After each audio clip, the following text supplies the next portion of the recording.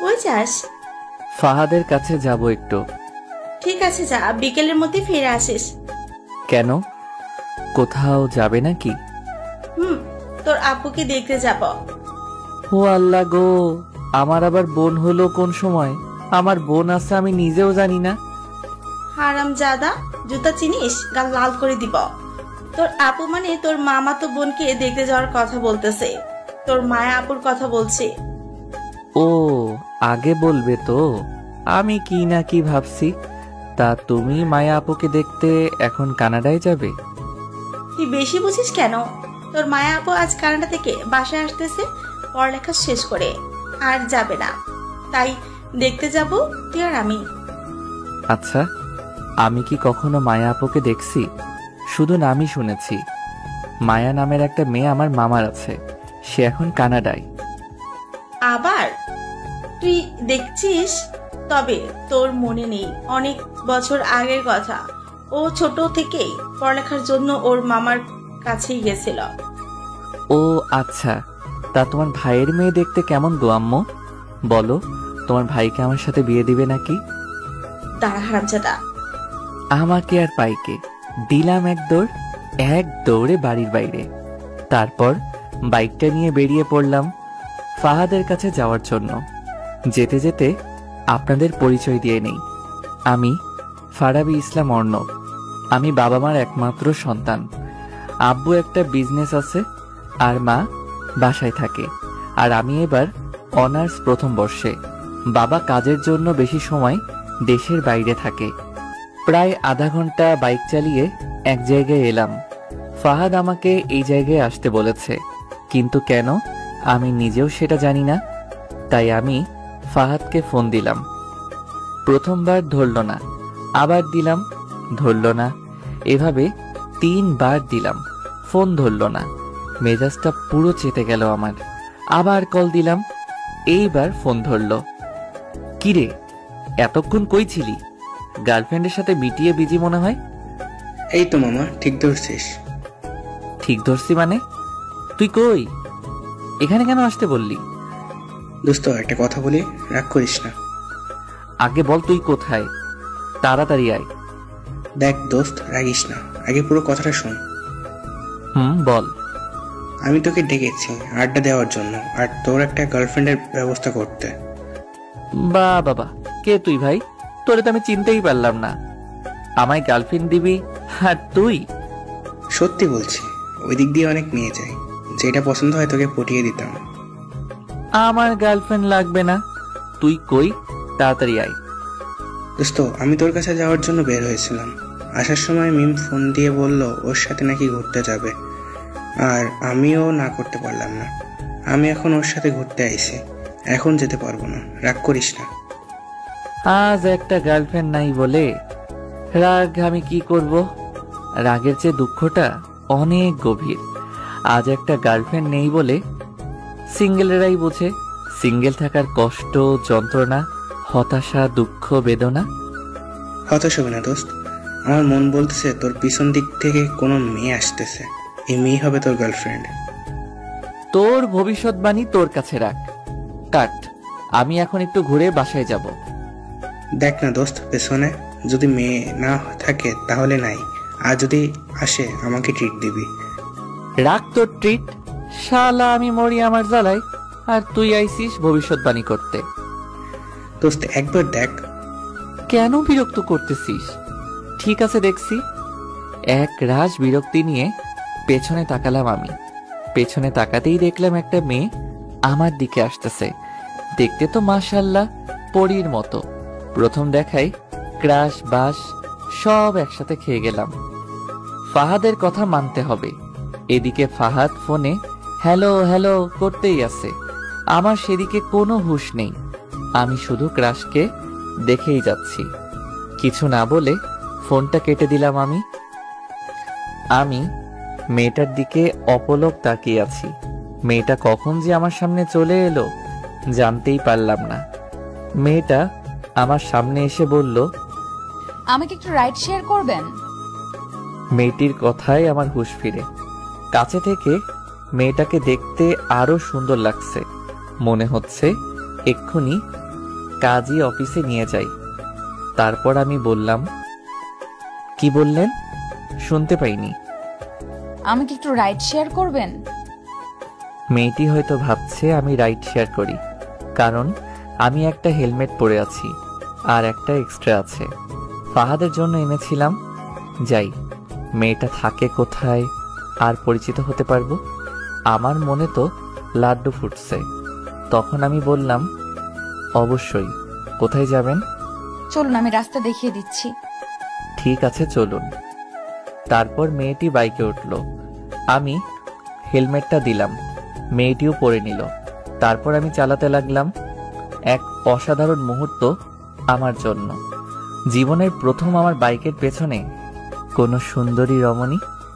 আমি বাইকটা আস্তে চালাতে লাগলাম, কারণ যত আস্তে যাব তত বেশি সময় ক্রাশের সাথে থাকতে পারবো।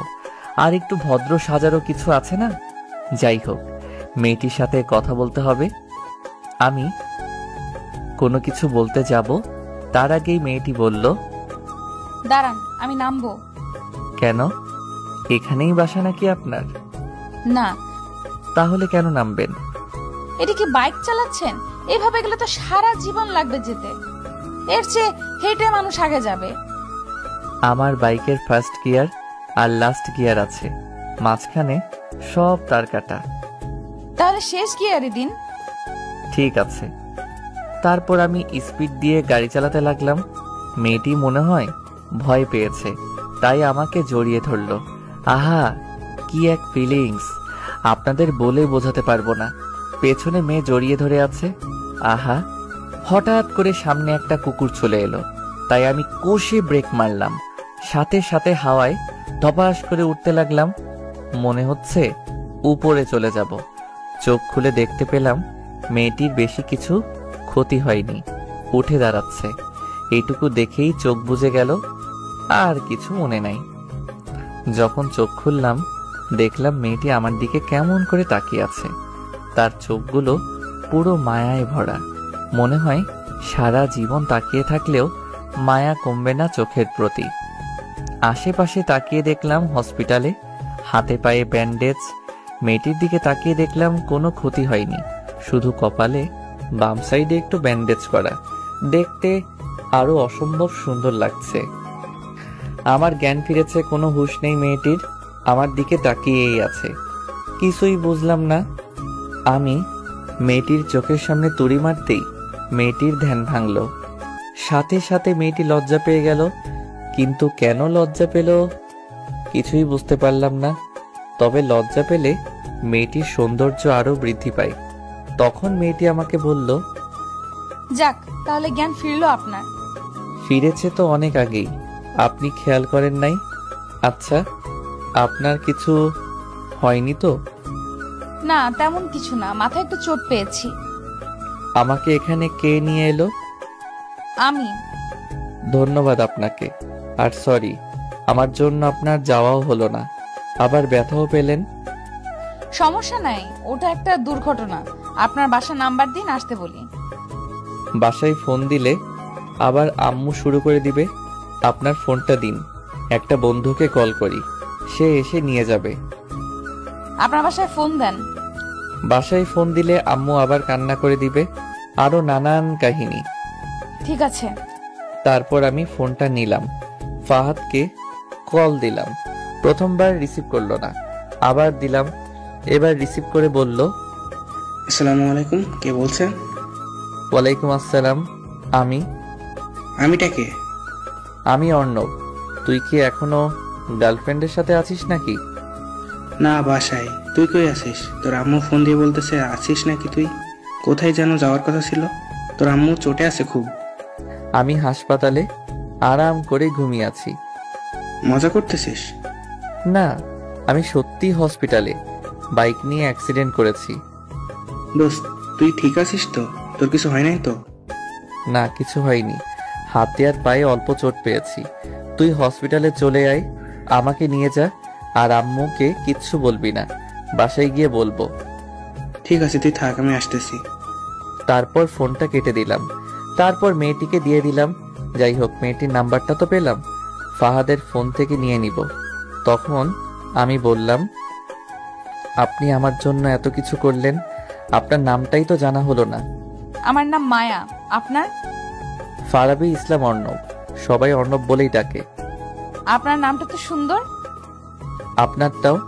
আপনি আমার জন্য এত কিছু করলেন, তাছাড়া আপনার জানি কোথায় যাওয়ার ছিল, আপনি চলে যান। আপনাকে এইভাবে রেখে কিভাবে যাই? আর আমি বাসায় ফোন করে বলে দিয়েছি যেতে দেরি হবে। আরে সমস্যা নাই, আপনি যান, এক্ষুনি ফাহাদ এসে আমাকে নিয়ে যাবে। আরে না, আগে আসুক না হয়, তারপর আমি যাব। সমস্যা নাই, আপনি যান, বাসায় আপনার জন্য চিন্তা করছে হয়তো। মায়া যেতে চাইছিল না, আমি জোর করে পাঠিয়ে দিলাম। বাসায় গেলে না জানি কি করে আম্মু। একে তো অ্যাক্সিডেন্ট করছি, আবার মামাতো বোনকে দেখার জন্য যাইতে চাইছিল। একটু পর ফাহাদ এলো। একটা কথা বলতে ভুলেই গেছি, মায়া নামের মেয়েটি সব বিল নাকি দিয়ে দিছে। তারপর ফাহাদ আমাকে ধরে নিয়ে যেতে লাগলো। একটু একটু করে হাঁটতে পারতেছি। তারপর হসপিটালের বাইরে এসে একটা গাড়ি নিয়ে বাসার উদ্দেশ্যে রওনা হলাম, ফাহাদ আর আমি। বাসায় এসে কলিং বেল চাপ দিতেই আম্মু দরজা খুলে দিল। প্রথম আমাকে দেখে রাগে মনে হয় খেয়ে ফেলবে, আবার আমার হাত পা ব্যান্ডেজ দেখে আম্মু বলল, কি রে, কি করে হলো এসব? তুই ঠিক আছিস তো বাবা? আমি ঠিক আছি, কিছুই হয়নি। তা তো দেখতেই পাচ্ছি। কি করে হলো এসব? বাইক নিয়ে দাঁড়িয়েছিলাম, কোথা থেকে যে একটা গাড়ি এসে ধাক্কা দিল বুঝতেই পারলাম না। গাড়িটার খেয়ে কাজ নেই, তোরে এসে ধাক্কা দিল। তোরে আমি ভালো করে চিনি, এখন ভেতরে আয়। তারপর ফাহাদ আমাকে ভিতরে নিয়ে গেল। সিঁড়ি বেয়ে উপরে উঠতে আরো আরেক ঝামেলা। একটু কষ্ট করে সিঁড়ি বেয়ে ফাহাদের সাহায্য নিয়ে উঠলাম। তারপর রুমে এসে ফাহাদ চলে গেল বিদায় নিয়ে। তখন আম্মু বলল, এবার বল কিভাবে কি হলো। সত্যি বললাম তো। থাক, বলা লাগবে না। তুই যে সত্যি বলছিস তা আমি অন্ধের মতো বিশ্বাস করছি। আম্মু, তুমি জানি কোথায় যেতে চাইছিলে? তুই যদি আজকে অসুস্থ না হইতিস তাহলে তোকে আমি মেরে ঠ্যাং ভেঙে দিতাম। থাক, ভাঙা লাগবে না, তুমি এখন যাও, আমি ঘুমাবো, খুব ক্লান্ত লাগছে। ঠিক আছে, তুই বিশ্রাম নে। তারপর আম্মু চলে গেল, আমিও ক্লান্ত থাকায় ঘুমিয়ে পড়লাম। সন্ধ্যায় আম্মু ঘুম থেকে তুলে খাবার খাইয়ে দিয়ে চলে গেল। তারপর কিছুক্ষণ এফবিতে ঘোরাঘুরি করে আবার ঘুমিয়ে পড়লাম। পরের দিন সকালে ঘুম থেকে উঠে ফ্রেশ হয়ে একটু হাঁটাহাঁটি করলাম আস্তে আস্তে। খাবার টেবিলে আম্মু বলল, আজ নাকি বিকেলে আমার মামাতো বোন মায়া আসবে। তাতে আমার কি, আমার ক্রাশ মায়াকে খুঁজে বের করতে হবে। তারপর দুপুরে খাবার খেয়ে ঘুমিয়ে পড়লাম, কারণ আমার কোনো কাজ নাই। আম্মু বাইরেও যেতে দিল না আজকে। বিকেলে ঘুমিয়ে আছি, এমন সময় দেখলাম মায়া নামের মেয়েটি আমার মাথার পাশে বসে আছে। এই মেয়ে তো যেখানে যায় সেখানেই দেখতে পাই। স্বপ্ন ভেবে নিজে নিজে বললাম, মাই ক্রাশ মায়া, তোমায় অনেক অনেক ভালোবেসে ফেলেছি। যেখানেই যাই তোমাকেই দেখতে পাই। তোমার ওই চোখের চাহনিতে আবদ্ধ আমি অনেক অনেক ভালোবাসি। ঘুমাতে গেলেও শান্তি নেই, যেখানেই যাই তোমাকেই দেখতে পাই। খুব ভালোবেসে ফেলেছি। কথাগুলো বলে দেখলাম স্বপ্নে আমার ক্রাশ চলে যাচ্ছে। স্বপ্নে ভেবেই দিলাম হাত ধরে টান, সাথে সাথে আমার বুকে এসে আছড়ে পড়ল। আহা, স্বপ্ন হলেও অনুভূতি অন্যরকম। আমার ক্রাশ জোর করছে, আমি ছাড়ছি না। এমন সময় গালে ঠাস ঠাস করে দুইটা পাপ্পি পড়ে গেল। স্বপ্ন হলেও এত জোরে লাগে নাকি? গাল পুরো লাল হয়ে গেছে। লাফ মেরে বিছানা থেকে উঠে পড়লাম। দেখলাম আমার ক্রাশ মায়া দাঁড়িয়ে আছে। এটা কি সত্যি? তাই চোখগুলো ভালো করে ডলে নিলাম। তাকিয়ে দেখি সামনে মায়া দাঁড়িয়ে আছে। আমার বিশ্বাস হচ্ছে না। একটা চিমনি কাটলাম হাতে, আমার ব্যথা পেলাম। তার মানে সামনে সত্যি সত্যি মায়া। তাকে দেখে আমি বললাম, আপনি এখানে কি করছেন আর কোথা থেকে এলেন? এমন সময় আম্মু রুমে এলো। এসে মায়াকে দেখিয়ে বলল, এটাই হচ্ছে তোর মামাতো বোন মায়া। এটা বলে আম্মু মায়া আপুকে নিয়ে চলে গেল। তার মানে এই মায়াই আমার সেই মামাতো বোন মায়া আপু, আমার থেকে সিনিয়র। এতক্ষণ আমার পাশে মায়া আপুই ছিল। আমি সত্যি তাকে জড়িয়ে ধরেছিলাম, আরো অনেক কথা বলেছি। মায়া আপুকে জড়িয়ে ধরার কারণে আমাকে চড় মারল। আমার সব শেষ। আমি এখন মায়া আপুর সামনে যাব কিভাবে? তাকে জড়িয়ে ধরেছিল, স্বপ্ন ভেবে বাস্তবে হাতের শক্তি আছে বলতে হবে। গালটা এখনো ব্যথা করছে। মায়া আপু আমার মাথার পাশে বসে কি করছিল? আমার দিকে কেন গালে হাত দিয়ে তাকিয়েছিল? নানা প্রশ্ন আর অনুভূতি নিয়ে ওয়াশরুমে চলে গেলাম ফ্রেশ হতে। ফ্রেশ হয়ে বাইরে বের হয়ে দেখলাম মায়া আপু বিছানায় বসে পা দোলাচ্ছে। মায়া আপুর দিকে তাকাতেই লজ্জা লাগছে, তাই আমি বললাম, সরি আপু, ইচ্ছে করে কিছু করিনি, তখন স্বপ্ন ভেবে জড়িয়ে ধরেছিলাম। ঠিক আছে, আর যে কথাগুলো বলছিলি সেগুলো কি হলো বল? কথাগুলো কি সত্যি সত্যি আমাকে বলেছিলি? স্বপ্নে তোমাকে ভেবে ওই কথাগুলো বলেছিলাম। আমি তোর থেকে অনেক বড়, আর কোনো কথা নাই। একদিনে দেখেই ভালোবাসা হয়ে গেল? ভালোবাসা তো কোনো বয়স মানে না, আর ভালোবাসা কখনো বলে কই আসে না, সেটাও যে কোনো সময় যেখানে সেখানে হয়ে যায়। আমিও তোমায় প্রথম দেখায় ভালোবেসে ফেলেছি। মায়া আপু কোনো কথা না বলে চলে গেল। আমি মায়া আপুকে ভালোবাসি, যে করেই হোক মায়া আপুর মুখ থেকে শুনতে হবে আমায় ভালোবাসে কিনা।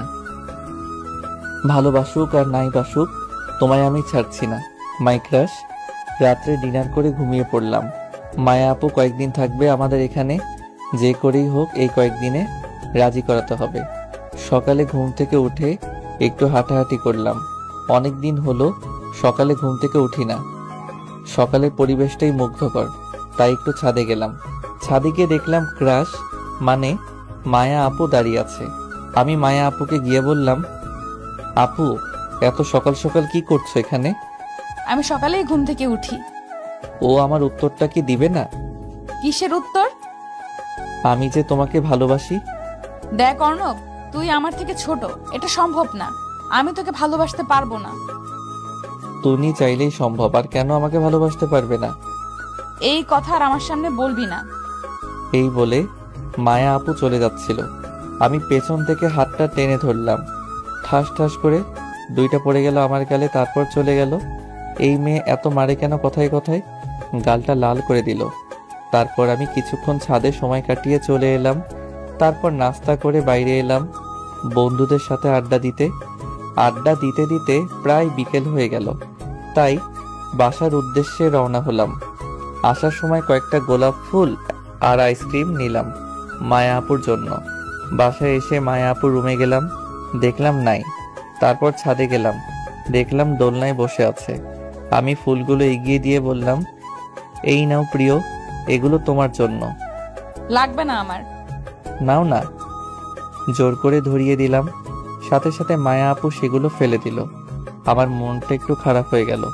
তারপর আমি বললাম, কি হলো, এত কষ্ট করে আনলাম, ফেলে দিলে কেন? দরকার নেই আমার। এমন কেন করো? একটু ভালোভাবে তো কথা বলতে পারো। ভালোবাসি আমি তোমাকে, কেন বোঝো না? বললাম না আমি তোকে ভালোবাসি না। এসব বললে আমি কিন্তু বাসায় চলে যাব।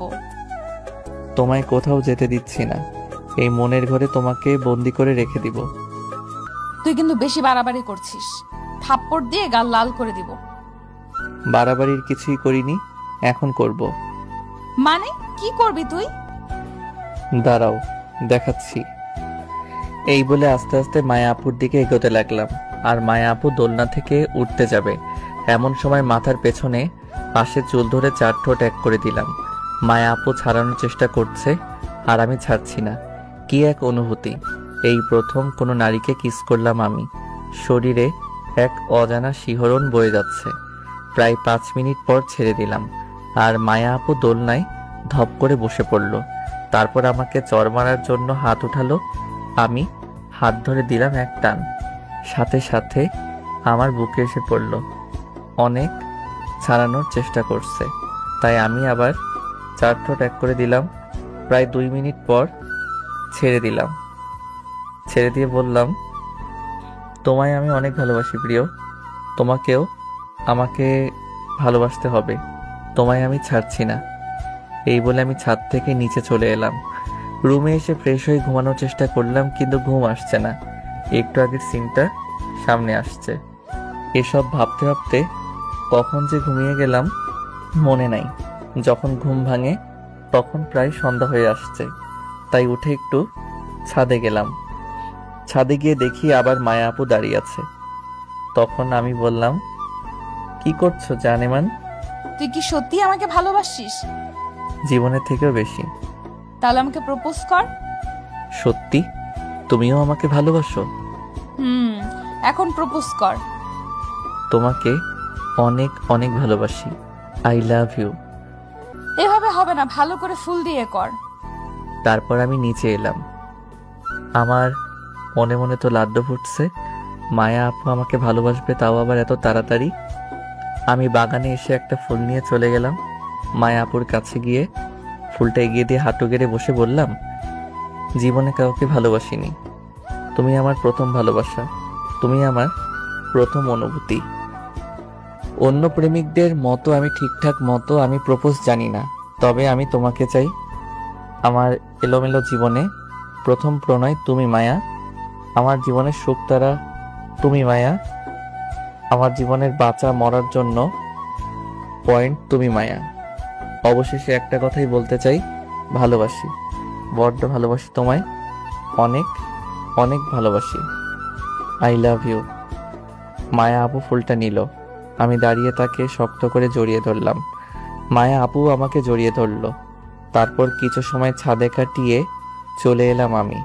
রাত্রে ডিনারের সময় পায়ে সুরসুরি দিতে লাগলাম আমি মায়া আপুর। মায়া আপু আমার দিকে রাগী দৃষ্টিতে তাকিয়ে আছে, তবু আমি সুরসুরি দিতে লাগলাম। এবার দিল জোরে একটা পাড়া, সাথে সাথে চিৎকার করে উঠলাম। আমার চিৎকার দেখে আম্মু বলল, কি হলো, চিৎকার দিলি কেন?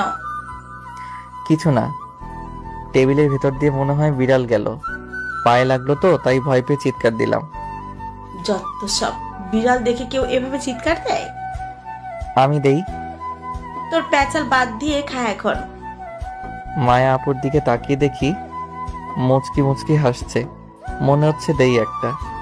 তারপর খাওয়া দাওয়া করে রুমে চলে এলাম। রাত্রে মায়া আপুকে কল দিলাম। নাম্বারটা আম্মুর ফোন থেকে নিয়েছি। ফোন রিসিভ করে মায়া আপু বলল, হ্যালো, কে? তোমার হবু বর। কানের নিচে এমন দিব না তোর পাগলামি বের হয়ে যাবে। রাখ। রাগ করো কেন? আমি অর্ণব। ও, তুমি আগে বলবে তো, বলো কি বলবে। একটু ছাদে এসো না। না, এখন এত রাতে আমি যেতে পারবো না। আসো না প্লিজ, একটু থেকে চলে যেও। না, আমি এখন যেতে পারবো না। তুমি তো আমাকে ভালোই বাসো না, আমার কথা কেন শুনবে? যাও, তোমাকে আসতে হবে না। আমার বাবুটা রাগ করে। ঠিক আছে, যাচ্ছি। তারপর মায়া আপু ফোনটা কেটে দিল। আমি কথা বলতে বলতে ছাদে চলে এসেছি। 2-3 মিনিট পর মায়া আপু এলো। এসে আমাকে বলল, কি হলো, এত রাতে ছাদে আসতে বললে কেন? তুমি আর আমি চাঁদ দেখবো, তাই দোলনায় বসো তো। তারপর মায়া আপু দোলনায় বসলো। আমি তার কাঁধে মাথাটা দিলাম, দিয়ে বললাম, জানো, প্রথম যেদিন তোমায় দেখেছিলাম বুকের ভিতর কেমন জানি অনুভব হয়। তোমায় আমি এই কয়েকদিন অনেক ভালোবেসে ফেলেছি। তুমি আমার সিনিয়র, তবুও ভালোবাসা তো কোনো বয়স মানে না। তোমাকে অনেক অনেক ভালোবেসে ফেলেছি। তারপর কিছু সময় কাটিয়ে চলে এলাম আমরা। রুমে এসে দিলাম এক ঘুম। এভাবেই কেটে গেল কয়েকদিন। আমি মায়া আপুকে খুব ভালোবাসি, আর মায়া আপুও আমাকে খুব ভালোবাসে। আজকে মায়া আপু চলে যাবে, ভাবতেই খুব খারাপ লাগছে। তাকে ছাড়া আমার এক মুহূর্ত ভালো লাগবে না। তাই আমিও যাব মায়া আপুর সাথে তাদের বাসায়, কয়েকদিন থেকে আসব। আম্মুর থেকে পারমিশন নিয়ে নিয়েছি আগেই। 1 সপ্তাহ থাকবো মায়া আপুর সাথে। তারপর সকালের খাওয়া করে রুমে এলাম রেডি হতে। পরনে আমার ব্ল্যাক শার্ট, ব্ল্যাক জিন্স, শার্টের হাতা কোনোই পর্যন্ত ফোল্ড করা, চুলগুলো সুন্দর করে সাজানো, হাতে ব্র্যান্ডেড কালো ঘড়ি পরে তৈরি হলাম আমি। তারপরে বাইরে বের হয়ে ড্রয়িং রুমে আসলাম। মায়া আপু এখনো তৈরি হচ্ছে। জানি না মেয়েদের এত সময় লাগে কেন আটা ময়দা মাখতে। তারপর অপেক্ষা করতে লাগলাম। প্রায় আধা ঘন্টা হলো বসে আছি। অবস্থা আমার খারাপ বসে থাকতে থাকতে। অবশেষে যুদ্ধ জয় করে বেরিয়ে এলো মায়া আপু। তাকে দেখে 54,692 ভোল্টের ক্রাশ খেলাম। এই মেয়েটা ক্রাশ খাইয়ে খাইয়ে মেরে ফেলবে নাকি? পরনে তার নীল শাড়ি, হাতে বিভিন্ন কালারের চুড়ি, চোখে কাজল, ঠোঁটে হালকা লিপস্টিক, সব মিলিয়ে একটা নীল পরি। আবারও ঠাস করে ক্রাশ খেয়ে গেলাম। আমি মায়া আপুয়ের দিকে এক দৃষ্টিতে তাকিয়ে আছি। মায়া আপুয়ের দিকে তাকিয়ে আছি। এমন সময় কারো তুড়ির আওয়াজে ধ্যান ভাঙে আমার। সামনে তাকিয়ে দেখি মায়া আপু। যা বাবা, মায়া আপু কখন সামনে এলো বুঝতেই পেলাম না। তখন মায়া আপু বলল, কিরে এভাবে চেয়ে আছিস কেন? তোমাকে আজকে পরীর মতো লাগছে জান পাখি। আর হবু বরকে কেউ তুই বলে? মায়া আপু কিছু বলল না, কি যেন ভেবে আমার দিকে তাকিয়ে আম্মুর কাছে বিদায় নিতে চলে গেল। তারপর আম্মুর থেকে বিদায় নিয়ে দুইজনে বাড়ির বাইরে আসলাম। তারপর মায়া আপু বলল, কিরে কিভাবে যাবি? কেন বাইকে? সেদিনের মতো আবার ফেলায় দিবি না তো? সেদিন তো ওটা অ্যাক্সিডেন্ট মাত্র। আমি কি বাইক চালাতে জানি না নাকি যে তোমায় ফেলাই দিব? ঠিক আছে চল। তারপর মায়া আপু বাইকে বসলো, আমি বাইক চালাতে লাগলাম। আজ এক অন্য অনুভূতি। সেদিন ছিল অপরিচিতা, আর আজ সম্পর্কটা এক অন্যরকম রূপ। আহা, এক অন্যরকম অনুভূতি। প্রায় আধা ঘন্টা চালানোর পর একটা শপিং মলের সামনে এলাম। সেখানে এসে বাইক থামিয়ে দিলাম। তা দেখে মায়া আপু বলল, কিরে এখানে থামলি কেন? একটা জিনিস নেওয়ার আছে, তোমার যদি কিছু প্রয়োজন হয় নিতে পারো। আমার কিছু নেওয়ার নেই। তোর কি নেওয়ার আছে তাড়াতাড়ি নিয়ে আয়। ঠিক আছে, তুমি 5 মিনিট থাকো, আমি আসছি। তারপর আমি শপিং মলে প্রবেশ করলাম। মায়া আপুকে আনিনি, কারণ তার জন্যই একটা ব্রেসলাইট নিব। কারণ 1 সপ্তাহ থাকার পরে আমাকে চলে আসতে হবে। এটা আমার স্মৃতি থেকে যাবে তার কাছে। তারপরে একটু খোঁজাখুঁজি করে একটা সুন্দর ব্রেসলাইট পেলাম। এটা মায়াপুর হাতে অনেক মানাবে। তারপর সেটা নিয়ে চলে এলাম। তারপর আবার রওনা দিলাম তাকে নিয়ে। প্রায় আরো আধা ঘন্টা চালানোর পর আমরা এসে পৌঁছালাম। আমি গাড়ি থেকে নেমে মায়া আপু বাসার ভিতরে যাচ্ছি। তখন আমি বললাম, আপু দাঁড়াও। কেন? তোমার হাতটা একটু দাও তো। কেন? দাও না। তারপর মায়া আপু হাতটা এগিয়ে দিল। আমি পকেট থেকে ব্রেসলাইটটা বের করতে করতে বললাম, আমি তো 1 সপ্তাহ পরে আবার চলে যাব, তাই আমার স্মৃতি হিসেবে তোমার হাতে এটা পরিয়ে দিব। তারপর আমি ব্রেসলাইটটা বের করে পরিয়ে দিতে যাব, এমন সময় মায়া আপু বলল, তোকে একটা কথা বলি, আমি তোকে ভালোবাসি না, আর এটা আমার লাগবে না। মজা করো না তো। আমি মজা করছি না। তুই যখন ছাদে আমায় জোর করে কিস করিস তখন আমার খুব রাগ হয়েছিল, তাই তোর উপরে প্রতিশোধ নেওয়ার জন্য এমনটা করেছি। আমি কখনো তোকে ওই চোখে দেখিনি। তুই আমাকে ভুলে যা, আমার থেকে ভালো মেয়ে পাবি তুই। এসব কথা শুনে আমি পুরো পাথর হয়ে গেছি। মাটি সরে গেছে আমার পায়ের নিচ থেকে। মায়া আপু আমাকে ভালোবাসেনি ভাবতে খুব কষ্ট হচ্ছে আমার। আমি যে তাকে খুব খুব ভালোবাসি। আমার চোখ পুরো ছলছল করছে, মনে হয় এক্ষুনি ঝড় নামবে। তখন আমি মায়া আপুকে বললাম, কেন এমনটা করলে আমার সাথে? চুপ। আমার সাথে এমনটা কেন করলে? খুব ভালোবাসি তোমায়। তুমি খুব সহজেই বললে ভুলে যেতে। ভুলে যেতে চাইলেই কি ভুলে যাওয়া সম্ভব? তোমাকে আমি জীবনে ওটা চাইতেও বেশি ভালোবাসি। তোমাকে কিভাবে ভুলবো আমি? প্রতিশোধ নেওয়ার ছিল, অন্যভাবে নিতে। কেন এমনটা অভিনয় করলে আমার সাথে? কি দোষ করেছিলাম আমি? তোমায় তো ভালোই বেসেছিলাম, এমনটা না করলেও পারতে। ভালো থেকো, আর তোমাকে ডিস্টার্ব করব না। এই বলে ব্রেসলাইটটা সেখানেই ছুঁড়ে ফেলে দিলাম।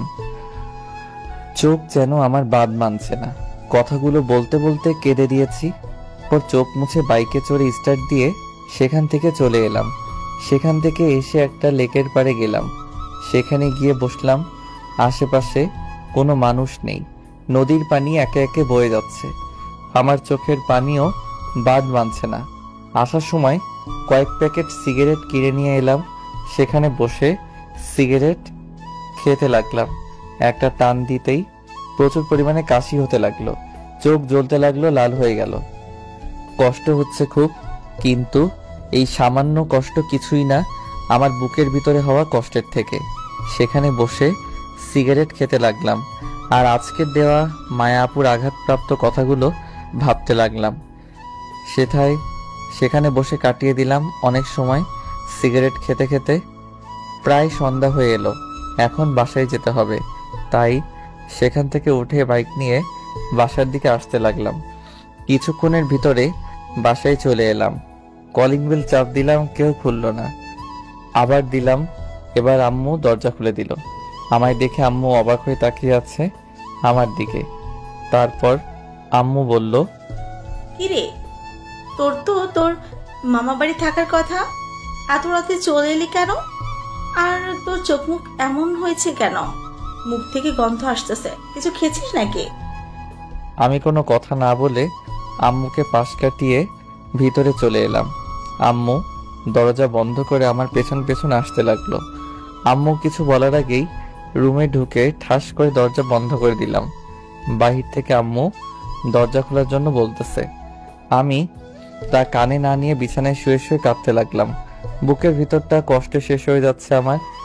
মায়া আপু এভাবে অভিনয় করতে পারলো আমার সাথে? শুধু তো ভালোই বেসেছিলাম। ভাবতেই বুক ফেটে কান্না আসছে আমার। কখনো মায়া আপুকে ভুলতে পারতো কিনা জানি না। কাঁদতে কাঁদতে কখন যে ঘুমিয়ে গেছি মনে নাই। এদিকে আম্মু আমার অবস্থা দেখে চিন্তিত। আমি 1 সপ্তাহ থাকবো বলে গিয়েছিলাম, কিন্তু চলে এলাম কেন? তাই আম্মু মামিকে ফোন করলো। আচ্ছা আরশি, অর্ণবের সাথে কিছু হয়েছে? না, কেন, কি হয়েছে? অর্ণব বাসা থেকে গেল 1 সপ্তাহ থাকবে তোমাদের ওখানে বলে, কিন্তু ও তো রাতে এখন বাসা এলো আর চোখ মুখ ফুলে আছে, কান্না করেছে মনে হয়। কি বলো সব? কিন্তু অর্ণব তো আমাদের এখানে আসেনি। ও তো মায়ের সাথেই গেল তোদের সাথে ওখানেই থাকার জন্য। তাহলে এতক্ষণ কই ছিল? ও তো ভেতরেই আসেনি, আর মায়া তো একাই এসেছে বাসার ভেতরে, ও তো আসেনি। বাসায় এসে সোজা রুমে চলে গেল, কোনো কথা বলো না। এরকম তো কোনো সময়ও করে না ও। আমি মায়াকে বলে দেখি কিছু হয়েছে নাকি। ঠিক আছে, আমি দেখছি ওদিকে। ঠিক আছে। তারপর আম্মু ফোন কেটে দিয়ে চিন্তিত হয়ে রুমে চলে গেল, কারণ অনেক রাত হয়ে গেছে।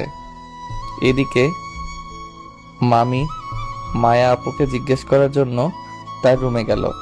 গিয়ে দেখলো মায়া আপু কি যেন চিন্তা করছে। তখন মামি মায়া আপুর পাশে গিয়ে বসলো। তখন মায়া আপু মামিকে বলল, কিছু বলবে আম্মু? অর্ণব আর তোর মধ্যে কিছু হয়েছে? না, কেন, কি হয়েছে? না, ও নাকি আমার বাসায় থাকার জন্য এসেছিল, কিন্তু না এসে চলে গেল কেন? আমাকে বলছিল কি জানি কাজ আছে। আমি বাসার ভেতরে ঢোকার জন্য বলছিলাম, কি জানি কাজ আছে বলে চলে গেছে। ও, অর্ণব এখন এত রাতে বাসায় ফিরলো? আর ওর আম্মু ফোন করে বলল কিছু হয়েছে নাকি? আর সারাদিন কই ছিল? আর মনে হয় অনেক কান্না করেছে। ও ঠিক আছে, তুই ঘুমা, অনেক রাত হয়েছে। তারপরে মামি চলে গেল। মায়া আপু কি জানি ভাবতে ভাবতে সেও ঘুমিয়ে পড়ল। এদিকে সকাল সকাল সূর্যের কড়া আলো জানালা দিয়ে প্রবেশ করছে। সূর্যের কড়া আলো আমার মুখে পড়তেই ঘুমটা ভেঙে যায় আমার। তাই আর শুয়ে না থেকে ঘুম থেকে উঠে পড়লাম। তারপর ফ্রেশ হয়ে নিচে এলাম। দেখলাম আম্মু সোফায় বসে কি জানি চিন্তা করছে। তখন আমি আম্মুর পাশে গিয়ে বসলাম আর বললাম, কি ভাবছো আম্মু? কিছু হয়েছে বাবা? কিছু হলে বল আমাকে। কাল কেন এত রাতে এলি? আর সারাদিন কোথায় ছিলি? একটা বন্ধুর বাসায় ছিলাম, একটা জরুরি কাজ ছিল তাই সেখানে গিয়েছিলাম। তুই না কাল তোর মামা বাড়ি গেলি 1 সপ্তাহ থাকবি বলি? ওর কাজটা একটু জরুরি ছিল, তাই মায়া আপুকে নামিয়ে দিয়ে চলে এসেছি। ঠিক আছে। আম্মু নাস্তা দাও, খুব খিদে পেয়েছে। ঠিক আছে, তুই বস, আমি নিয়ে আসছি। তারপর আম্মু রান্নাঘরে চলে গেল আর অর্ণব খাওয়ার টেবিলে বসলো। নাস্তা করতে করতে আম্মু বলল, তোকে একটা কথা বলা হয়নি, তোর আব্বু আজ সন্ধ্যার ফ্লাইটে আসবে, তোকে নিয়ে আসতে যেতে বলেছে। ঠিক আছে। তারপর নাস্তা করে বাইরে বের হলো। বাসায় থাকলে মায়ের কথা মনে পড়বে, তাই বাইরে বের হলো। তারপর ফাহাদকে কল দিল। দোস্ত কই তুই? মামার দোকানে আছি। কেন? তুই থাক, আমি যাচ্ছি। তারপর ফোনটা কেটে দিয়ে মামার দোকানে যেতে লাগলো। সেখানে গিয়ে দেখে ফাহাদ বসে বসে সিগারেট টানছে। অর্ণব ওর পাশে বসে ওর হাত থেকে সিগারেটটা নিয়ে টানতে লাগলো। আর ফাহাদ অর্ণবের দিকে অবাক হয়ে তাকিয়ে আছে। অর্ণব ওর তাকিয়ে থাকা দেখে বলল, কি রে, এইভাবে তাকিয়ে আছিস কেন? তুই কে বলতো? মজা করিস না তো এখন। আমি তো আমার চোখকে বিশ্বাস করতে পারছি না, যেখানে তুই আমাকে সিগারেট খেতে বারণ করতি, আর আজ সেখানে তুই সিগারেট খাচ্ছিস। খাচ্ছি, কষ্ট দূর করার জন্য খেতে হয়। তোর আবার কিসের কষ্ট? কিছু না, এমনি বললাম। আমি আগে থেকেই খেতাম, তুই জানতিস না? কি? আমি জানতাম না, মিথ্যা বলছিস না। আচ্ছা, এসব বাদ দে, চল কয়দিনের জন্য কোথাও থেকে ঘুরে আসি। ঠিক আছে, কোন দিক যাবি? 2-3 দিন পর। ঠিক আছে। তারপর ফাহাদের সাথে আড্ডা দিল। আড্ডা দিতে দিতে দুপুর হয়ে গেল। তারপর ফাহাদের থেকে বিদায় নিয়ে চলে আসলো বাসায়। গোসল করে খাবার খেয়ে দিল এক ঘুম। বিকেলে ঘুম থেকে উঠে ছাদে গেল। ছাদে গিয়ে মনটা খারাপ হয়ে গেল, কারণ এমন সময় মায়া আপুর সাথে দুষ্টুমি করত। মায়া আপুর কথা খুব মনে পড়ছে, তাই ছাদে না থেকে আবার রুমে চলে আসলো। রুমে এসে মায়ের কথা ভাবতে লাগলো। মায়ের কথা ভাবতেই চোখ ভিজে গেল। কতই না ভালোবাসতো তাকে, কি দোষ করেছিল, কেন তার সাথে এমনটা করলো। এসব ভাবতেই বুক ফেটে কান্না আসতেছে অর্ণবের। বিকেলে আর বাইরে বের হলো না। একটু পরে সন্ধ্যা হতে চললো। তারপর বেরিয়ে পড়লো এয়ারপোর্টের উদ্দেশ্যে। তারপর কিছুক্ষণ পর চলে আসলো এয়ারপোর্টে। একদম সঠিক সময়ে এসেছে। অর্ণবের আব্বু এসে পৌঁছালো মাত্র। তারপর অর্ণব তার আব্বুকে নিয়ে বাসায় আসতে লাগলো। আস্তে আস্তে আব্বু বলল, কেমন আছিস? কোন রকম চলে যাচ্ছে। কেন, কিছু হয়েছে? টাকা লাগবে? না। তোর লেখাপড়া কেমন চলছে? ভালো, বর্তমানে কলেজ যাব, তাই বাসাতেই থাকতে হয়। ঠিক আছে। তারপর আর কিছু কথা বলতে বলতে বাসায় চলে আসলো। আব্বু রুমে চলে গেল ফ্রেশ হতে। ক্লান্ত হয়তো খুব। অর্ণব রুমে চলে আসলো। আবার মায়ের কথা মনে পড়লো। যখন কোনো কথা ভাবে না, মস্তিষ্ক যখন কোনো কিছু ভাবে না, ফাঁকা হয়, ঠিক তখনই সব সময় মায়ের কথা মনে পড়ে। তার সাথে কাটানো দিনগুলোর কথা মনে পড়ে। রুমে বসে বসে এসব ভাবছিল। তখন অর্ণবের আম্মু এসে ডেকে নিয়ে গেল ডিনার করার জন্য। তারপর ডিনার করে রুমে আসলো। কিছু সময় এফবিতে ঘোরাঘুরি করে ফোনটা রেখে দিল। ঘুমানোর প্রস্তুতি নিচ্ছে, এমন সময় ফোনটা বেজে উঠলো। তাকিয়ে দেখে আননোন নাম্বার, তাই প্রথমবার কেটে দিল, কিন্তু আবার ফোন করলো। এবার রিসিভ করে সালাম দিল, কিন্তু ফোনের ওপাশ থেকে কিছুই বলল না। হ্যালো হ্যালো করলো, কিন্তু কিছুই বলল না। তাই বিরক্ত হয়ে ফোনটা কেটে দিল। আবার ফোন দিল। এবার রিসিভ করে কিছু বলতে যাবে, তার আগেই ফোনের ওপাশ থেকে কারো কান্নার আওয়াজ আসছে। কেউ ফুপিয়ে ফুপিয়ে কাঁদছে। তাই অর্ণব বলল, কি হলো, কথা বলুন। কে আপনি? এভাবে বিরক্ত করতেছেন কেন? কি হলো, কথা বলবেন না কেটে দিব? মায়া নামটা শুনেই বুকটা কেমন করে উঠল। আমাকে এত কষ্ট দিয়েও স্বাদ মেটেনি, তাই আমি বললাম, আপনি কেন ফোন দিয়েছেন আমায়? আপনি কে বলছিস কেন? তুই না আমাকে ভালোবাসিস? ভালোবাসি? হাসালেন মিসেস মায়া। আমি যাকে ভালোবাসতাম সে আমার কাছে মরে গেছে। এমনটা বলো না প্লিজ। আমি তোমায় খুব ভালোবেসে ফেলেছি। আমি তোমার শূন্যতা আমাকে বুঝিয়ে দিয়েছে আমি তোমাকে কত ভালোবেসে ফেলেছি। তোমার সাথে সেই সময় কাটানো দুষ্টুমিটাকে ভালোবেসে ফেলেছি আমি। প্লিজ, খুব ভালোবাসি তোমায়। তাই এতদিন আপনার সেই ভালোবাসা কোথায় ছিল? যখন আমি আপনাকে পাগলের মতো ভালোবাসতাম, তখন আপনি কি করলেন? আমার সাথে ভালোবাসার অভিনয় করলেন। বাহ বাহ, বলতেই হবে আপনি একজন বড় মাপের অভিনেতা। প্লিজ এভাবে বলো না, বিশ্বাস করো খুব ভালোবাসি তোমায়। ভালোবাসার কথা আপনার মুখে মানায় না। এত কষ্ট দিয়েও কি মন ভরেনি? আরো কষ্ট দেওয়ার জন্য এসেছেন এখনো? আপনি চাইছেন আমি কষ্ট পাই? সত্যি আমি অনেক কষ্ট পেয়েছি। বুকটা ভিতরে ছারখার হয়ে গেছে আমার। আর কি চান আপনি? এটা সত্যি যে আমি তোমার সাথে অভিনয় করেছি, কিন্তু বিশ্বাস করো অভিনয় করতে করতে কখন যে তোমায় ভালোবেসে ফেলেছি আমিও জানি না। প্লিজ এই বিষয়ে কোনো কথা বলতে চাই না আমি। ভালো থাকবেন। এই বলেই অর্ণব ফোনটা কেটে দিল। আবার কল দিল। এবার ফোনটা কেটে সিমটা বের করে রেখে দিল। অন্য একটা সিম ফোনে সেট করলো। তারপর ফোনটা রেখে বিছানায় ধপাস করে শুয়ে পড়লো। একটা দীর্ঘশ্বাস ছাড়লো আর ফোনে বলা মায়ের কথাগুলো ভাবতে লাগলো। ভালোবাসে, ভালোই যদি বাসতো তাহলে কেন সেদিন এমন করলো? নাকি শাস্তিটা কম হয়ে গেছে বলে আবার এমন করছে? কেন এমনটা করলো? এখন যখন ভুলে যেতে চাইছে তখন কেন ফিরে আসতে চাইছে? ফিরে আসতে কি সত্যিই চাইছে নাকি আবার অভিনয়? না, কখনো ভালোবাসতে পারে না, হয়তো অভিনয়। এসব ভাবতে ভাবতে চোখ বেয়ে পানি চলে আসলো অর্ণবের। না, এইসব আর ভাবতে পারছে না। মাথা পুরো হ্যাং হয়ে যাচ্ছে। না, এসব আর নিতে পারছে না। তাই এসব ঝেড়ে ফেলে ঘুমাতে চেষ্টা করলো। না, কিছুতেই ঘুম আসতেছে না। বারবার মায়ের বলা ফোনের কথাগুলো কানে ভাসছে। এসব ভাবতে ভাবতে কখন যে ঘুমিয়ে গেছে মনে নাই। সকালে ঘুম থেকে উঠলো, একটু হাঁটাহাঁটি করলো। অনেকদিন হলো সকালে ওঠা হয় না। মনটা ফ্রেশ হয়ে গেল। কিছুক্ষণ হাঁটাহাঁটি করে বাসায় চলে আসলো। বাসায় এসে নাস্তা করে বেরিয়ে পড়লো, কারণ বাসায় অবসর সময় থাকলে মায়ের কথা মনে পড়বে। তাই বাসা থেকে বাইরে আসলো। তারপর ফাহাদকে ডেকে নিল ফোন করে। তারপর ফাহাদ আসলো, ওর সাথে আটা দিতে রাখলো। আটা দিতে দিতে ফাহাদ বলল, আচ্ছা দোস্ত, একটা কথা বল। কি? সেদিন যখন তোকে পেছনে তাকাতে বললাম তুই তাকাইলি, তারপর তোকে ফোনে কতবার হ্যালো হ্যালো করলাম, কিছু না বলে কেটে দিলি কেন? কোনো গার্লফ্রেন্ড পেয়েছিস নাকি সত্যি সত্যি? চুপ। কি হলো বল, নাকি ট্রিট দেওয়ার ভয়ে লুকিয়ে যাচ্ছিস? শুনবি? বল। তারপর অর্ণব ফাহাদকে সব বললো একে একে। সেদিন মায়াকে দেখা থেকে শুরু করে আজ সন্ধ্যায় ফোনের কথা থেকে শুরু করে মাঝখানে যা কিছু ঘটেছে সবকিছু বলে একটা জোরে নিঃশ্বাস নিল। আর কিছু বলল না। আর কিছু বলে হয়তো চোখ ধেয়ে আসতো, তাই আর কিছু বলল না। সবকিছু বলে মন খারাপ করে ফাহাদের পাশে বসে রইল। তখন ফাহাদ বলল, মন খারাপ করিস না, সব ঠিক হয়ে যাবে। খুব ভালোবাসতাম রে। আচ্ছা, কাল রাতে তো ফোন করে বলেছে যে তোকে ভালোবাসে, আর ও কান্না করছে। মনে হয় এবার তোকে সত্যি সত্যি ভালোবাসে। মনে হয় শাস্তি কম হয়ে গেছে, তাই আবার এসব অভিনয় করতেছে। আমার তো মনে হয় না। তোর কথা শুনে বুঝতে পারছি এবার তোকে সত্যি সত্যিই ভালোবাসে। ছাড় এসব। ভালোবাসার হলে অভিনয় করতো না।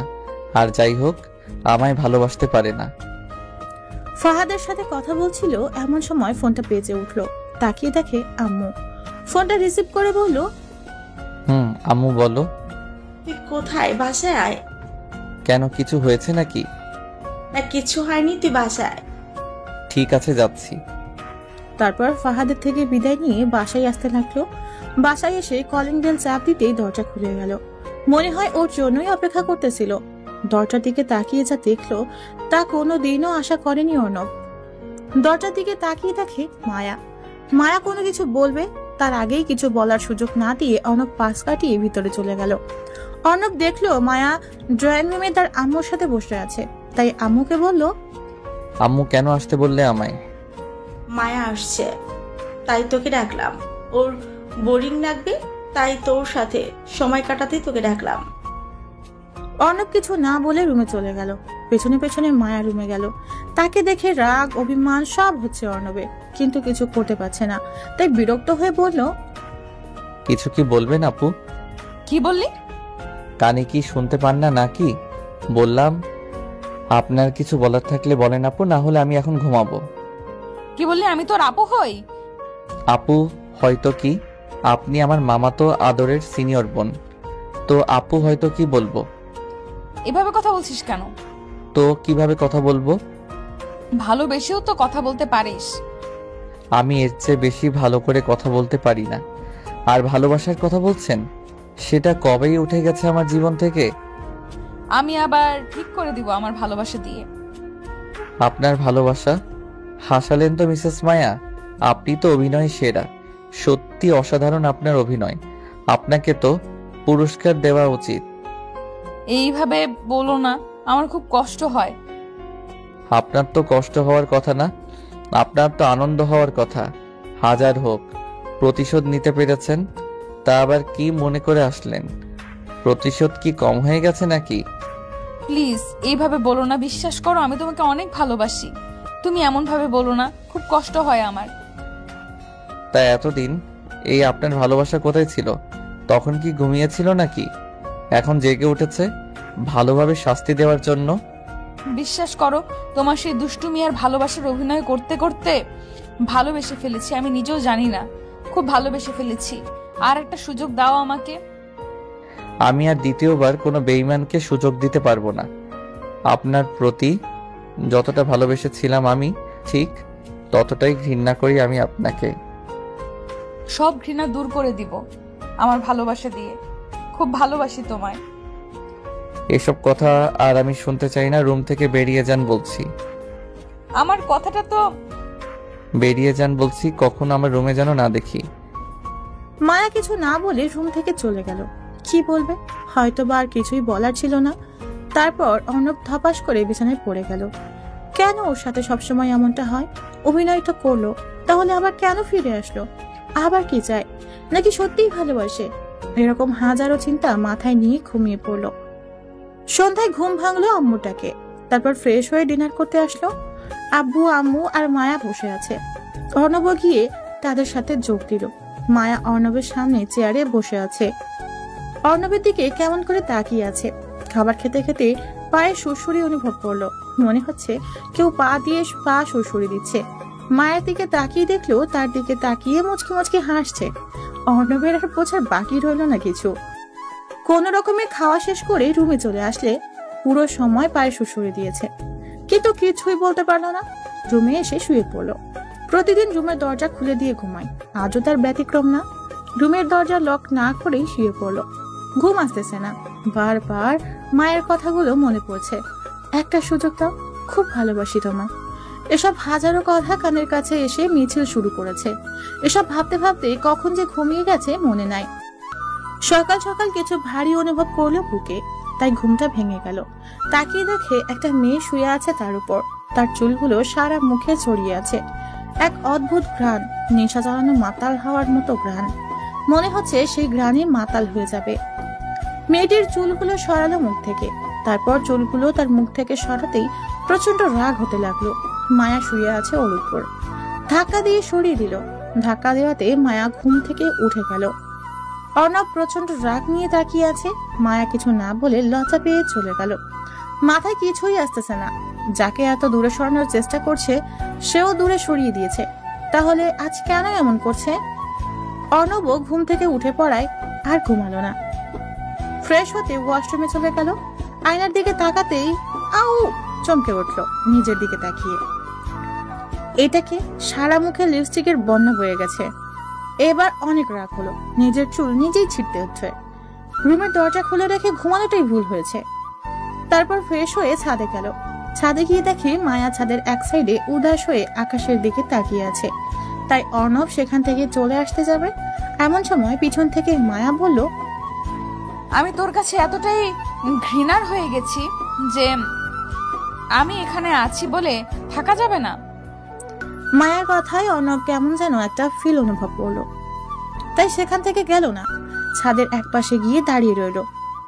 এমন সময় পিছন থেকে মায়া জড়িয়ে ধরলো। অর্ণব এক ঝটকায় সরিয়ে দিল। কোনো কথা না বলে সেখান থেকে চলে আসতে যাবে, এমন সময় মায়া পিছন থেকে অর্ণবের হাত টেনে ধরে বলল, প্লিজ অর্ণব, আমাকে বোঝার চেষ্টা করো। সত্যিই আমি তোকে অনেক ভালোবাসি। যখন আমি এখান থেকে গেলাম একটা দিন আমি শান্তিতে ঘুমোতে পারিনি। সব সময় সবখানে শুধু তোর কথাই মনে পড়ে। তোর সাথে থাকতে থাকতে তোর দুষ্টুমিগুলোকে খুব মিস করি। অনেক অনেক ভালোবাসি তোমায়। আপনার বলা শেষ হলে বলেন, আমি যাই। সত্যি তোকে অনেক অনেক ভালোবাসি। তোকে ছাড়া আমার এই জীবন অসম্পূর্ণ রয়ে যাবে। তোকে ছাড়া আমি থাকতে পারবো না, মরে যাব। তো জান না মরে, আমি বাধা করেছি নাকি? এই কথা বলতে পারলি? ঠিক আছে, আর কোনো দিন তোর সামনে আমায় দেখবি না। চলে যাব অনেক দূরে, বাঁচবো না আমি তোকে ছাড়া। এই বলে মায়া কাঁদতে কাঁদতে দৌড়ে নিচে চলে গেল। অর্ণব ছাদেই দাঁড়িয়ে ভাবতে লাগলো, আর একটা সুযোগ তো দেওয়াই যায়। যদি সত্যি সত্যিই কিছু করে ফেলে তাহলে নিজেকে ক্ষমা করতে পারবে না, না আর দূরে সরিয়ে রাখবে না, নিজে করে নেবে। এই ভেবে নিচে নামতে যাবে, এমন সময় নিচ থেকে আম্মু চিৎকার করে উঠলো। এটা শুনে অর্ণব এক দৌড়ে নিচে চলে আসলো। নিচে এসে স্তব্ধ হয়ে গেল। অর্ণবের মুখ থেকে কোনো কথা বের হচ্ছে না, চোখ থেকে কয়েক ফোঁটা পানি গড়িয়ে পড়লো। কারণ মায়া ডাইনিং টেবিলের সামনে পড়ে আছে, হাত দিয়ে ফেনকে দিয়ে রক্ত পড়ছে, আর অর্ণবের আম্মু তার পাশে দাঁড়িয়ে কাঁদছে। অর্ণব কোনো কথা না বলে তাড়াতাড়ি কোলে তুলে নিল। একটা গাড়ি নিয়ে সোজা হাসপাতালে চলে আসলো। তারপর ডাক্তার মায়াকে নিয়ে ভিতরে গেল। অর্ণব বাইরে দাঁড়িয়ে কাঁদছে, আম্মুকে সাথে নিয়ে আসেনি। একটু পর আম্মু এসেই ঠাস ঠাস করে 2টা চড় মেরে দিল অর্ণবের গালে। অর্ণব কি দোষ করলো আর কেনই বা মারলো কিছুই বুঝতে পারলো না। অর্ণব তার আম্মুর দিকে অবাক হয়ে তাকিয়ে আছে। তখন আম্মু অর্ণবকে বলল, মেয়েটা তোকে কত ভালোবাসতো, মানিস সে একটা ভুল করেছে, মানুষ মাত্রই তো ভুল। জানিস মেয়েটা আমার কাছে সেদিন এসে কত কান্না করেছে, তোকে কতটা ভালোবাসে মেয়েটা তুই জানিস। আমি তখন তাকে বললাম আগে ওর অভিমান ভাঙা, বাকিটা আমরা দেখছি। জানিস সেদিন মেয়েটা আমার কাছে কত কান্নাকাটি করেছে। আজ তোর জন্য মেয়েটার এই অবস্থা। ওর যদি কিছু হয়ে যায় কোনোদিন ক্ষমা করব তোকে আমি। বলেই আম্মু কেঁদে দিল। অর্ণব আম্মুকে জড়িয়ে ধরে কেঁদে দিল। কেঁদে কেঁদে বলল, কিছু হবে না দেখিস, দোয়া কর যেন কিছু না হয়।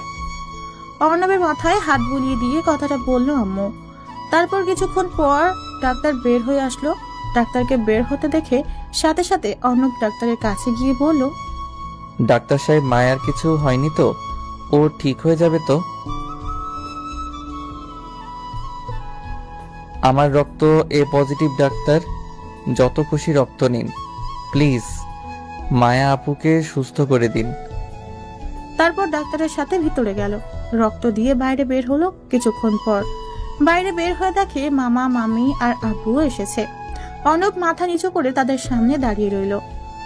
মায়ার আব্বু আম্মু কান্না করছে আর অর্ণবের আম্মু তাকে সান্ত্বনা দিচ্ছে। কান্না করবে নাই বা কেন, একমাত্র আদরের মেয়ে মায়া। কিছুক্ষণ পর ডক্টর বেরিয়ে আসলো।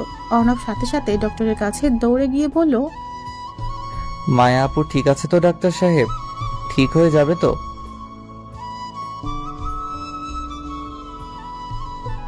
অর্ণব ডক্টরের কথা শুনে একটা দীর্ঘশ্বাস ফেলল। প্রাণ ফিরে এলো এতক্ষণে। তারপর কিছুক্ষণ পর মায়াকে বেডে শিফট করা হলো। সবাই গেল দেখতে, অর্ণব গেল না। কিছুক্ষণ পর সবাই বেরিয়ে আসলো। তারপর অর্ণব ভিতরে গেল। মায়া অর্ণবের দিকে তাকিয়ে আছে, চোখ থেকে পানি পড়ছে তার। কাছে গিয়েই ঠাস ঠাস করে 2টা চড় মেরে দিল অর্ণব। মায়া তার দিকে অবাক হয়ে তাকিয়ে আছে, চোখ থেকে অঝোর ধারায় বৃষ্টি নামছে। এই অবস্থায় মায়াকে দেখতে কলিজা ছিঁড়ে যাচ্ছে অর্ণবের। সাথে সাথে অর্ণব মায়াকে বুকে জড়িয়ে নিল। মায়া অর্ণবের বুকেই কাঁদতে কাঁদতে বলল, মারতেই তো পারিস, আর তো কিছু পারিস না, আর তো কিছু বুঝিস না। মারবো না? তুমি কি বাচ্চা নাকি? আমি রাগের মাথায় ওসব বলেছি, তাই বলে তুমি, তোমার যদি কিছু হয়ে যেত কি নিয়ে বাঁচতাম আমি? তুই তো এটাই চেয়েছিলি, তাই এমন করেছি। আবার মার খাবে বলে দিলাম? আমি তো এসব এমনি এমনি অভিমান করে বলেছিলাম, তাই বলে তুমি এসব করবে? তখন অনেক কষ্ট হয়েছিল আমার, তাই এমন করেছি। তোমার কষ্টটাই দেখলে, আমারটা দেখলে না। সেই সময় কত কষ্ট হয়েছিল আমার। আজ যদি তোমার কিছু হয়ে যেত তাহলে কি নিয়ে বাঁচতাম আমি? অনেক অনেক বেশি ভালোবাসি তোমায়। ভালোবাসতে হবে না তোকে, যা। এই বলে মায়া অভিমান করে অর্ণবকে দূরে সরিয়ে দিল। অর্ণবও মায়ার দিকে মুখ নিয়ে যেতে যেতে বলল, আমি তো আমার ভালোবাসা আদায় করে নিব। মানে? আর তুই এই দিকে মুখ নিয়ে? আর কিছু বলতে দিল না, 4 ঠোঁট এক করে দিল। প্রথমে মায়া ছাড়ানোর চেষ্টা করলেও ছাড়ালো না, রেসপন্স দিতে লাগলো। পাক্কা 5 মিনিট পর ছেড়ে দিল। তখন মায়া লজ্জা পেয়ে অর্ণবের বুকে মুখ লুকালো। হাসপাতালে কিছুক্ষণ থাকার পর মায়াকে বাসায় নিয়ে আসলো। খুব ক্লান্ত থাকায় মায়া বাসায় এসে ঘুমিয়ে পড়ল। প্রায় সন্ধ্যার সময় ঘুম ভাঙলো। ফ্রেশ হয়ে নিচে এসে দেখে মামা মামি আর আব্বু আম্মু খাবার টেবিলে বসে কি যেন কথা বলতেছে। মায়াকে দেখছে না। নিচে নামার পর আম্মু বলল মায়াকে ডেকে নিয়ে আসতে, তাই আবার উপরে গেল মায়ার রুমের সামনে। রুমের সামনে এসে দেখে মায়া চুল আঁচড়াচ্ছে ড্রেসিং টেবিলের সামনে। পিছন থেকে গিয়ে জড়িয়ে ধরলো। এভাবে হুট করে জড়িয়ে ধরাতে চমকে গেলেও পরক্ষণেই অর্ণবকে দেখে একটা শ্বাস ফেললো। তখন মায়া বলল, করছিস কি? ছাড় বলছি, কেউ এসে যাবে। আসুক, তাতে কি? আমি তো আমার হবু বউকে ধরেছি, আর তো অন্য কাউকে ধরিনি। অন্য কাউকে ধরার ইচ্ছা আছে নাকি? অন্য কাউকে কেন ধরবো? তোমার মতো কিউট পরীর মতো একটা হবু বউ থাকতে। থাক, আর পাম দিতে হবে না, চল নিচে চল। আগে একটা ইয়ে দাও। কি? কেন তুমি বুঝো না? ইয়ে দাও তো একটা। আমি এখন দিতে পারবো না। না দিলে নিচে যাব না। না গেলে নাই, আমার কি? তুই থাক, আমি গেলাম। এই বলে সত্যি সত্যি মায়া চলে গেল। কি মেয়ে রে বাবা, সত্যি চলে গেল। অর্ণব আর উপরে না থেকে নিচে নামলো। তারপর সবাই একসাথে ডিনার করতে লাগলো। ডিনার করতে করতে আপু বলল, অনব, আমরা চাচ্ছি তোর আর মায়ার বিয়েটা দিতে, তুই কি বলিস? এখন না, একটু পরে। পড়ালেখাটা আগে শেষ করি। এমন সময় দেখলো মায়া অর্ণবের দিকে রাগী দৃষ্টিতে তাকিয়ে আছে। মনে হচ্ছে লবণ মরিচ ছাড়াই খেয়ে ফেলবে। চোখ দিয়ে ইশারা দিয়ে হ্যাঁ বলতে বলছে। তখন আপু বলল, লেখাপড়ার সাথে বিয়ের কি সম্পর্ক? আমরা চাই তোদের বিয়েটা কালকে দিয়ে দিতে, পরে না হয় বড় করে অনুষ্ঠান করব। ঠিক আছে, তোমরা যা ভালো মনে করো। তারপর সবাই মিলে ডিনার করে রুমে চলে আসলো। অর্ণব জানে মায়া আসবে এখন রুমে, তাই দরজার পাশে দাঁড়িয়ে রইল। একটু পর কে যেন দরজা ঠেলে ভিতরে আসতেছে। রুমের ভিতরে আসতেই ঠাস করে দরজা বন্ধ করে দিল অর্ণব। হঠাৎ দরজা বন্ধ হওয়ায় মায়া চিৎকার করে উঠল।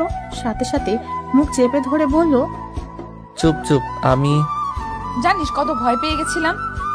এত ভয় পেতে হবে না। তা এত রাতে আমার রুমে কি মনে করে? পানি খেতে এসেছিলাম, তো রুমের সামনে দিয়ে যেতেই ভাবলাম ঘুমিয়েছিস কিনা, তাই। থাক, আর মিথ্যা বলতে হবে না। তুমি আমার জন্যই আসছিলা। এসেছিলাম তো কি হয়েছে? আমি কি অন্য কারোর রুমে গিয়েছিলাম নাকি? তোর রুমেই তো এসেছিলাম। তা কি জন্য এসেছিলে জানতে পারি? এমনি, তুই থাক, আমি গেলাম। এভাবে চলে যেতে দিলে না যাবে। তখন যেটা দাওনি এখন ওটা দাও। এখন দিতে পারবো না, আর তো একদিন, কালকে তো বিয়ে। তো কি হয়েছে? এখন দেরি না করে ঝটপট একটা ইয়ে দাও। ঠিক আছে, তুই চোখ বন্ধ কর। চোখ বন্ধ করতে হবে কেন? আমার লজ্জা লাগে। ওরে আমার লজ্জাবতী হবু বউরে, সেদিন যে ঘুমের মধ্যে কিস করছিলে তখন লজ্জা কি শরবত করে গুলে খেয়েছিলে? এই কথা বলে অর্ণব তার চোখ বন্ধ করলো। প্রায় 2 মিনিট হলো কিছু সারা শব্দ পেল না। পালিয়ে গেল না তো আবার? চোখ খুলে দেখে সত্যিই পালিয়ে গেছে। যাস সালা, এবারেও বোকা বানিয়ে পালিয়ে গেল। মনে এক পালটি কষ্ট নিয়ে ঘুমিয়ে পড়লো। পরের দিন সব নিয়ম কানুন মেনে অর্ণব আর মায়ার বিয়েটা হয়ে গেল। বিয়েটা অর্ণবদের বাড়ি থেকেই হয়েছে। রাত 12টা বর্তমানে। বাসর ঘরের সামনে তাকিয়ে আছে অর্ণব। ভিতরে যাওয়ার সাহস পাচ্ছে না। বুকে 53,882 গ্রাম আর মনে 73,829 গ্রাম সাহস নিয়ে ভিতরে ঢুকলো। ঢুকে দরজাটা লক করে দিল।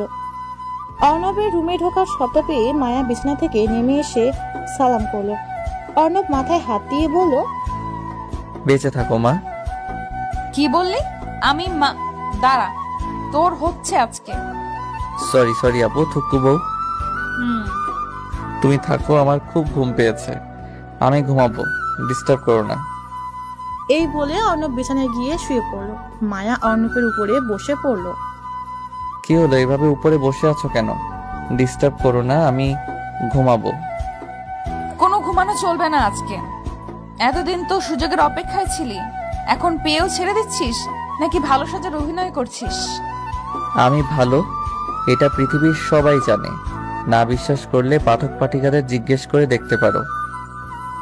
তোকে চেনাই আছে আমার লুচ্চা। কি? আমি লুচ্চা? ঠিক আছে, আমি লুচ্চা। লুচ্চামির কি দেখছো? এখন দেখবে আমি কত লুচ্চা। তারপর অর্ণব মায়াকে নিচে ফেলে দিয়ে তার উপরে উঠে পড়লো। আস্তে আস্তে মায়ার মুখের দিকে মুখ নিয়ে যেতে লাগলো। মায়ের নিঃশ্বাস ভারী হয়ে আসছে, ঘন ঘন নিঃশ্বাস নিচ্ছে। তার গরম নিঃশ্বাস অর্ণবের মুখে আছড়ে পড়ছে, তার ঠোঁট দুটো কাঁপছে। কি এক মাতাল করার মতো নেশা তার ঠোঁটে। অর্ণব আর কিছু না বলে তার ঠোঁট দুটো দখল করে নিল। মায়াও সমান তালে রেসপন্স ফিরিয়ে দিতে লাগলো।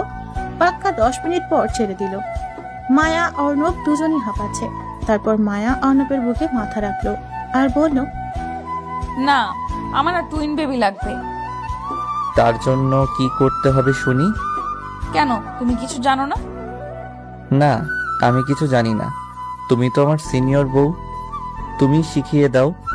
বলে বাবুলে আসো, শিখিয়ে দেই। এই বলে মায়া 4 ঠোঁট এক করে দিল। অর্ণব তাকে রেসপন্স দিতে লাগলো। অর্ণব কম কিসে, সিনিয়র বউ তার শিশু জামাইয়ের উপর ঝাঁপিয়ে পড়লো।